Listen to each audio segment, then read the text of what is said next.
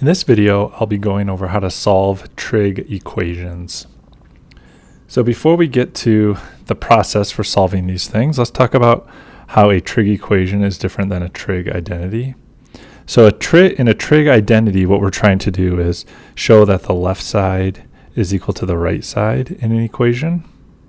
Okay, remember this word identity in math just means that whatever value the variable takes on, it's going to be true no matter what.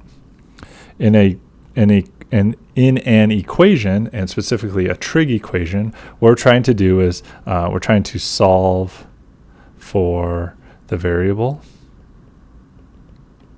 Okay, so there's only one value for the variable that will make the left side equal to the right side.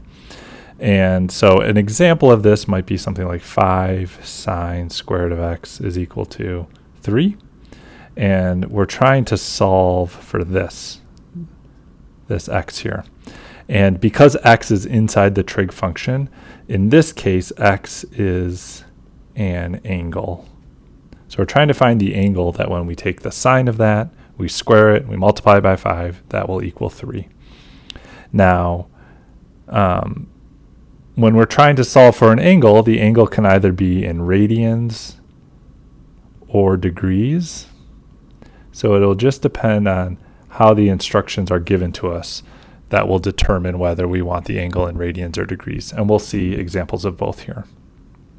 Okay, so let's go through some of these simple examples. This first one says, find all solutions to each equation in the intervals 0 to 2 pi. Okay, so one thing that this is indicating is that this is in radians, okay, because we have this 2 pi here. Okay, so the angle we're trying to solve for in this case is x, and we want that to be in radians. Now, in words, what this is saying is sine of what angle equals 1/2. Okay, so this is really just a unit circle question. Sine is equal to positive in quadrant 1 and 2. Sine is 1/2 down here at these positions. This is root 3 over 2 comma 1/2. This is negative root 3 over 2 comma 1/2. So at both of those positions, the y value, which is sine, is equal to 1/2. So all we need to do is we need to figure out what is the angle measure in radians at those positions. And those are the values. So here we're going to say x is equal to 5 pi over 6 or pi over 6. I don't know why I wrote those greatest to smallest, but it doesn't matter. Okay, so something I said earlier that we want to find one value for x. What I should have said is we want to find all the values for x that are going to make this equation true. And all of the values in that first time around the unit circle, and I want first time around the unit circle because we're saying between 0 and 2 pi. The two positions that occurs is at pi over 6 and 5 pi over 6. If we think about this on a graph, let's think about what the sine graph looks like. Sine starts here, and I don't want to go over this typed part, but I will. So 2 pi, pi, 0, and then it just keeps on continuing to the left. So let me graph another cycle of this. So it's gonna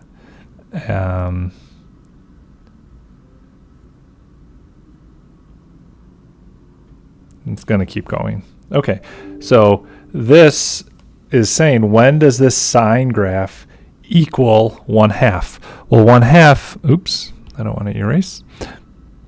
1/2 is about right here. Okay, so it's hitting the graph at that position, and those positions. And if I look at the x-coordinate, well, this x-coordinate is going to be pi over 6. This one is 5 pi over 6. Here, this is going to be 7 pi over 6. This one is 11 pi. No, sorry. Not 7 pi. It should be 13 pi over 6. It needs to be greater than 2. 13 pi over 6, and then I think we have 17 pi over 6.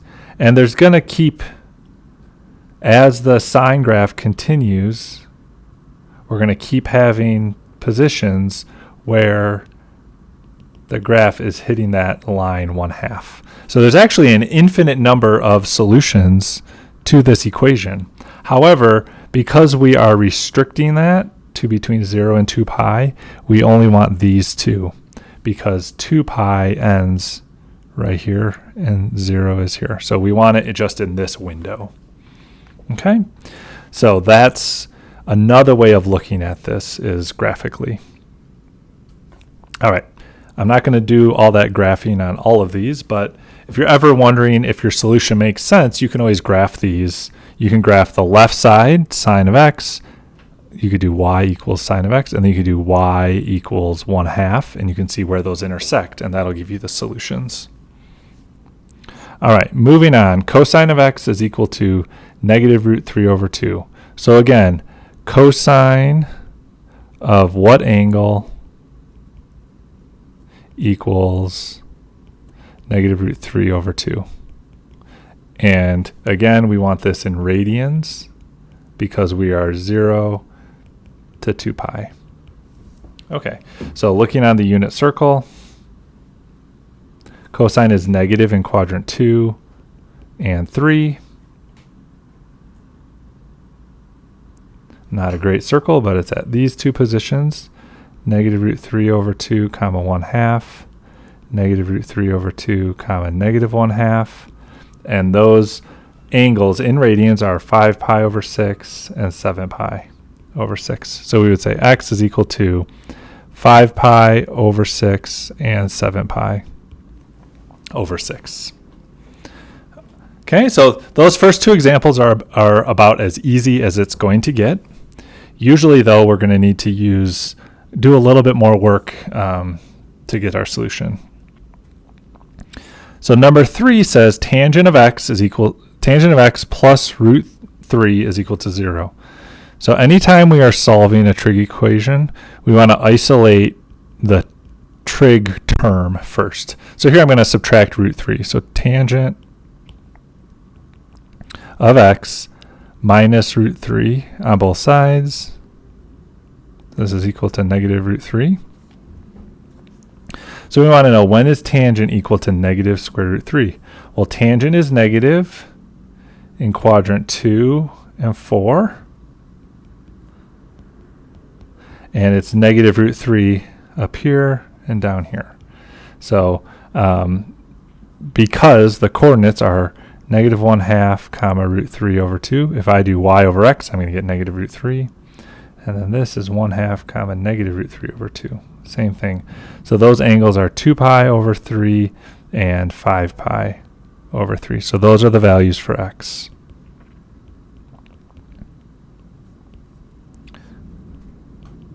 And if you're ever unsure, we can just plug that value into the function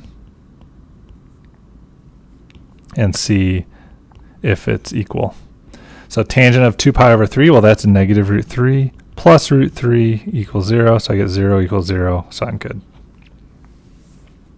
So these are the two solutions here. Okay, these next two examples, the only difference here is that now we're between 0 degrees and 360 degrees. So that means we want our angles to be in degrees.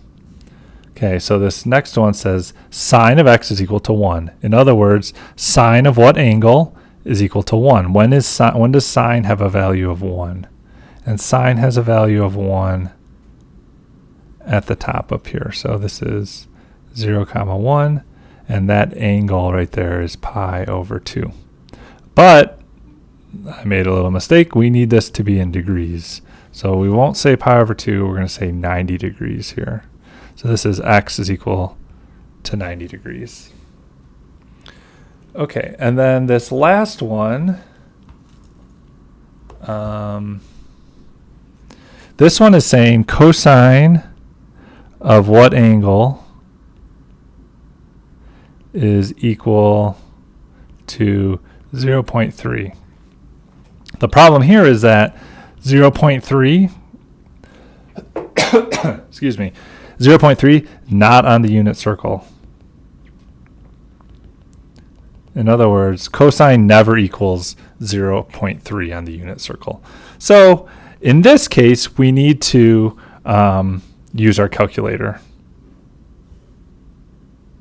So the first thing we want to do is that 0.3, wow, that's a bad circle. 0.3 is positive. Cosine is positive in the first quadrant and the fourth quadrant. So what we're going to do is on the calculator, we're going to type in cosine inverse of 0.3, and that's going to give us our x value. So let me grab my calculator. Hang on.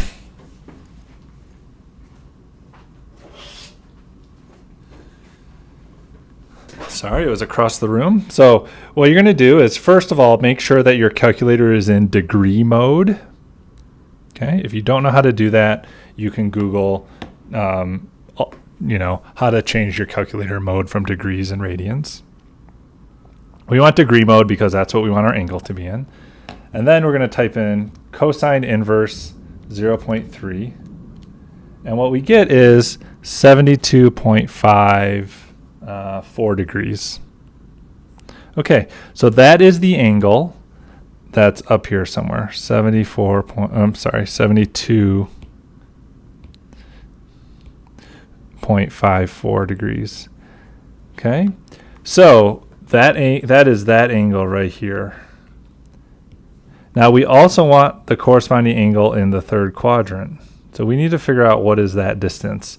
Now the distance away from the x-axis is still 72.54 degrees. So what we're going to do is we're going to say 360, which is all the way around the circle. And then I'm going to come backwards that 72.54. So 360 minus 72.54 degrees gives us the other value for x. And when I type that into the calculator, I get 287.46 degrees after we round. So those are the two values that will solve that equation. All right, and then we're going to do one more in this video. It says find all solutions of the equation 2 sine of x minus pi over 4 plus 1 equals 2. And we want this to be in radians. Okay, so the first thing we're going to do is we're going to isolate this, the trig term, all by itself. So I'm going to rewrite it over here.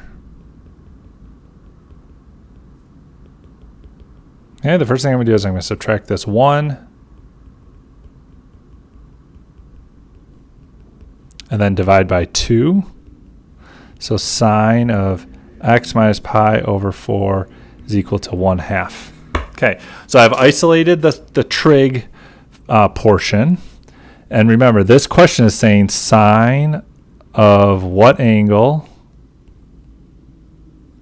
is 1/2. Okay, and there's two possibilities. Sine is equal to 1/2, positive 1/2 at pi over 6 and 5 pi over 6. Those are the two positions. So what we do, because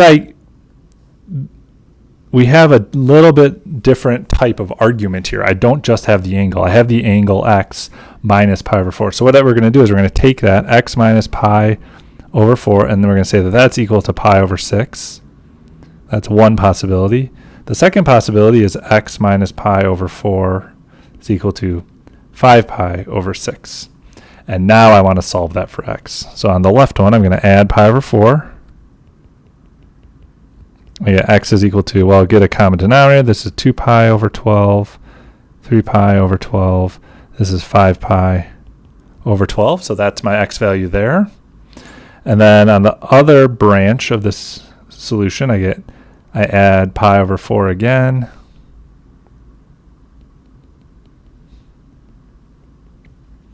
And getting a common denominator, 10 pi over 12, 3 pi over 12, I get x is equal to 13 pi over 12. So those are my two solutions to this equation.